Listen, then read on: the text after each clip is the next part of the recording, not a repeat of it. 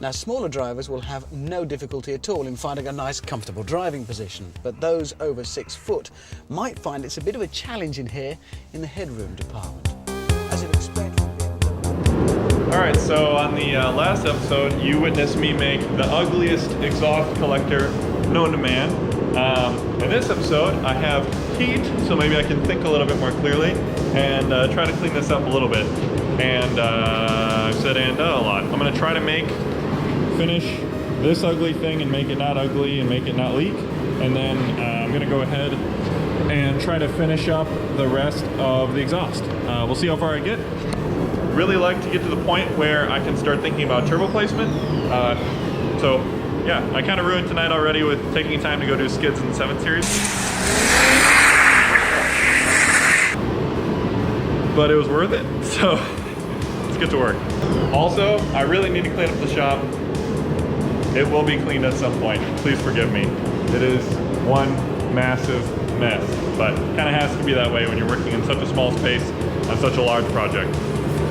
And I just want to show you guys too, this is super ugly right here where I had to put a pie cut on this, but this right here where it's nice and smooth and all kind of looks pretty seamed, that's where I've already been grinding down after welding. So it actually turns out looking pretty okay if you just want to use like a really cheap welder. You just have to endure the really ugly stage until you have time to smooth it out. Works okay.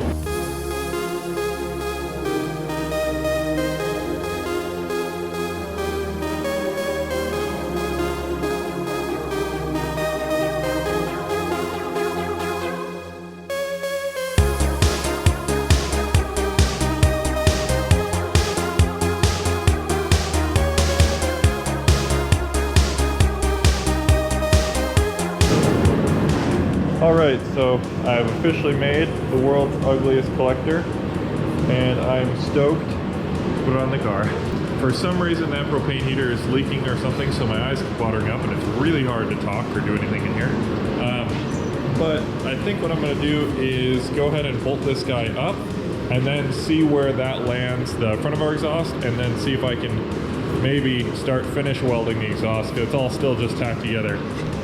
And the actual exhaust itself will be quite easy to make look decent, because just grinding down those flat weld or the welds along the cylinder or the tube pipe is really easy. So yeah, step 2.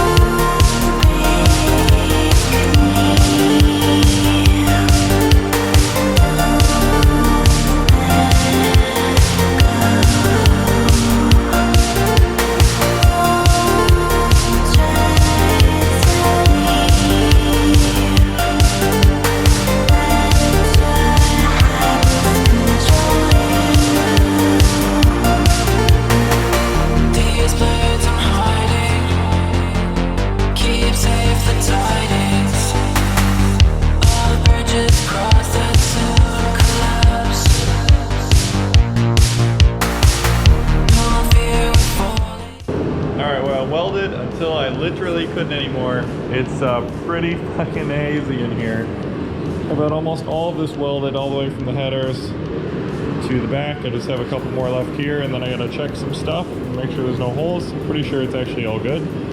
I never realized that finding a place to put the ground clamp on tube or pipe is really hard, so I ended up tacking a little piece.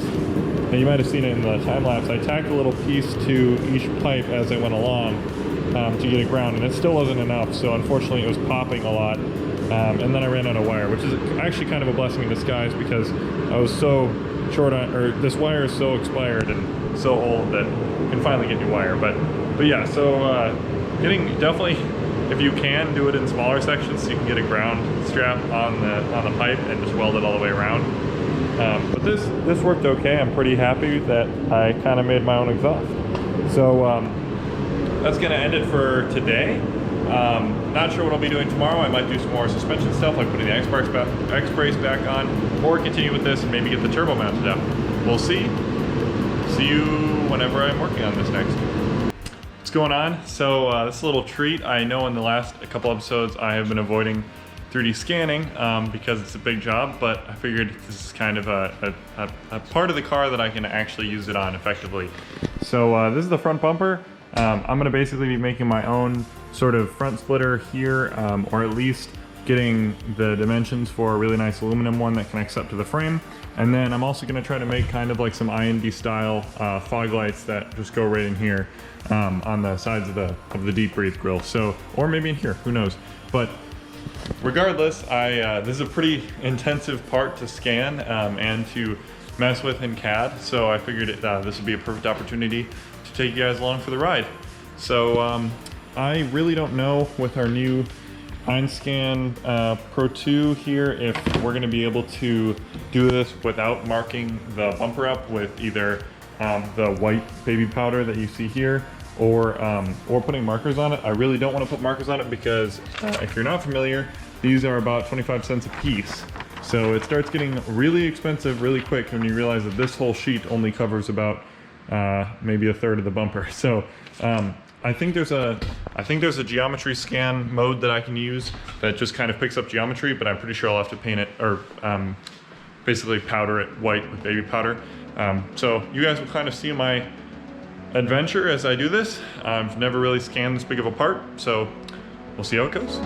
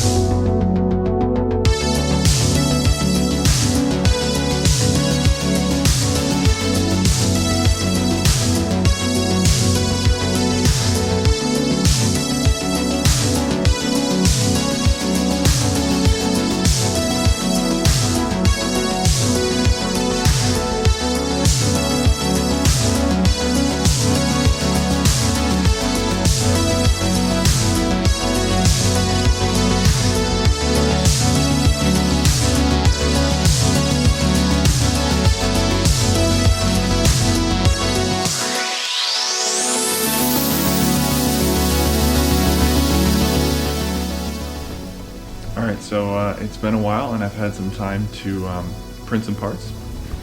Check this out. We got this guy for the brake duct with my new Airworks Motorsport logo. And then we've also got this guy for the fog light. And it's already got the brass inserts for threads to go in when I put an acrylic lens over that. And this guy already has the flange inserts ready so that way I can bolt the 3-inch brake duct flange to it. So I'll show you guys how these fit. This guy fits 100% perfect, right up flush against the bumper, thanks to 3D scanning, of course. And same with this guy. These fit perfectly, right up against the edge of the bumper. And I put little, I haven't actually printed this thing fully yet, I ran out of filament, but I put little pass-throughs for stainless cable ties, so that way I can cable tie it to the grill. And then this guy, I need to figure out how I'm going to attach it, but this turned out really good, you guys. This looks great. 10 out of 10 fitment.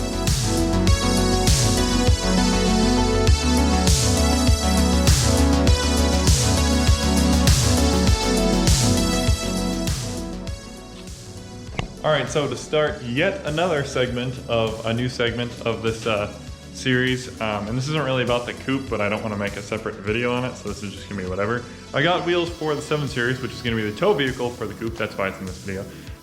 And these are them. And I know what you're thinking, that's not what wheels are supposed to look like. Well, these are some R43s, obviously they're huge, and I really don't like the bronze that they come in, and these ones were pretty beat up. I got them from a guy on Instagram, but I've always liked how ridiculous they are, and my plans with these are, well, I guess we don't have the Fuchs to compare. I'll throw up a picture.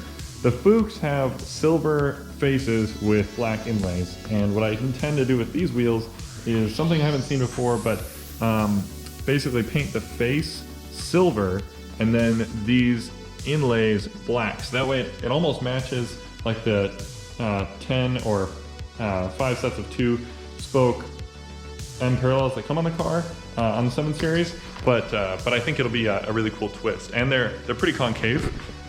So I think it's gonna look rad. But I left some paint stripper on these for about a day and a half-ish, and it looks like it has totally destroyed the paint, which is excellent.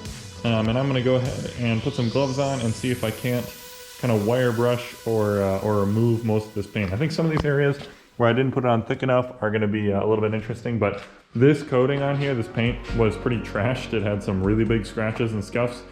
So they would have had to been recoated anyways. But if all goes well, I'll be able to go grab some silver spray paint and maybe start getting on the first coats tonight. We'll see.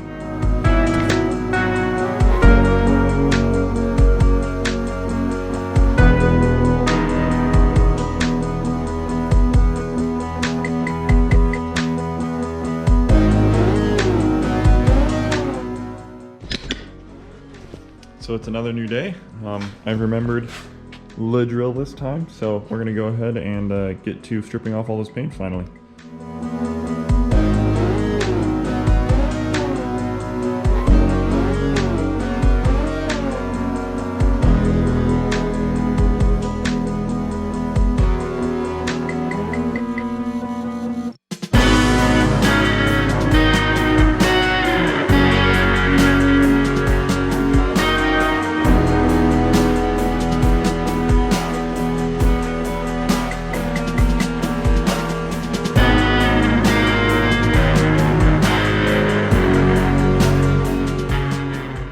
Well, I've actually gotten pretty far on this guy. All of these are pretty much cleaned out. The edge is perfectly clean. That would be ready for paint.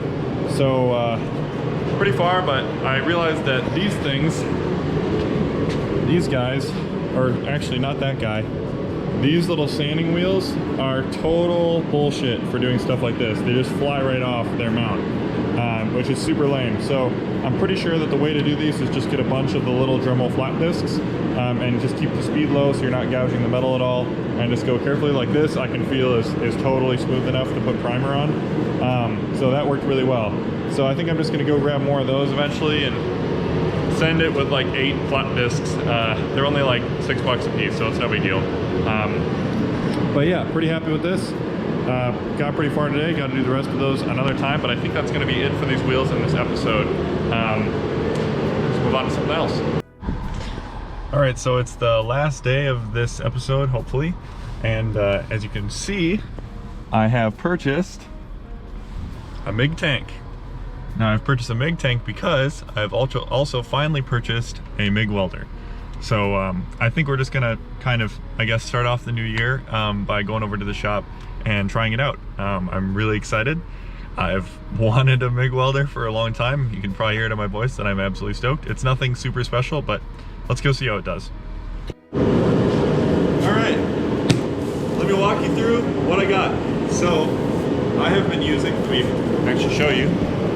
I have been using this guy since I was like, I don't know, probably 15 or 16 years old. Probably 16 years old. And this was like the OG, if anyone remembers Haggard Garage, this was the welder that those hooligans used. So all you get is just min-max on the voltage. That's it, and then you get wire feed. That's what I've been using to weld everything I've ever welded besides the cage stuff that's in the car. That's all been done with a Hobart. So I went ahead and finally bought a MIG welder, which uses a shielding gas. I think this is, yeah, 75% argon, 25% carbon dioxide. And this comes out of the gun right around the weld, so that way the environment that the weld is happening in is shielded. So that's basically the difference between MIG and flux core. This is also a more powerful welder. It has a lot more adjustment. You can actually see your voltage that you're welding at and your feed rate, which is super killer. And the reason why I went with this welder instead of the Hobart Handler 140, even though they look similar, and the Hobart does a pretty good job, is I really have a problem with carrying shit that's too heavy for me, and I need to kind of watch out for that. I've hurt my back quite a few times just working on this car, and I wanted a welder that was really lightweight, and this guy is significantly lighter weight than the Hobart. The Hobart's actually a pretty hefty beast. This is only like 24 pounds, which is super light for a welder, and it also has a little bit more adjustment than the Hobart and the actual readout, which I think is sweet. They're both the same price. Really, I would be happy with either, but I figured if I'm going to get one of the two, I would rather have a lighter weight, smaller welder. So without further ado, let's get into it and unbox this thing. I'm not going to do like a full freaking Marcus Brownlee unboxing because I don't want to waste your time, but I'm just going to unbox it on a time lapse, and then we can try out a couple welds and maybe finish up some of the welds that I didn't finish on here before and see how it goes. I am stoked!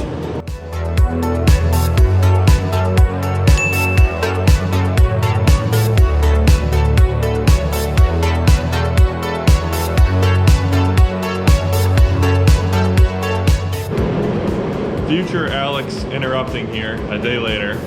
I realized after all the welding that I did, trying the new welder out, that I don't think I had the gas actually on. I had a reading from the gauge, but I don't think it was actually flowing. I don't think I unscrewed the cap enough. So I'm gonna start over. I'm gonna try again, and we'll see if this time if it looks more like real welds. All right, so I figured out what the problem was. Apparently, I didn't have, this is the input for the gun, and apparently I didn't have it fully seated in this coupling. So when you'd pull the trigger, you would hear gas come out of there, or you'd hear it, you know, move through here, but you wouldn't actually hear anything out of here, and I could put my thumb over it and I wouldn't get any pressure on my thumb, which is kind of, you know, you'd think there would be something coming out. So I undid this nut and reseated it, and now I think we're good. You can hear a little bit of gas coming out of this guy, and you can feel it. So let's give this another go, and hopefully these will look more like MIG welds, because they were pretty much just looking like really thick flux core welds without as much slag. So take two.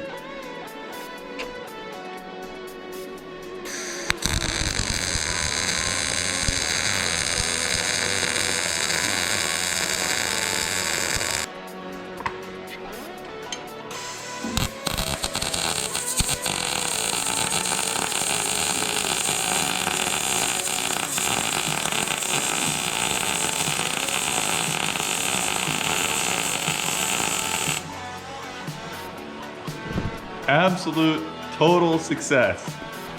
Check this out. Look at how much better that is than that bullshit. Oh my goodness.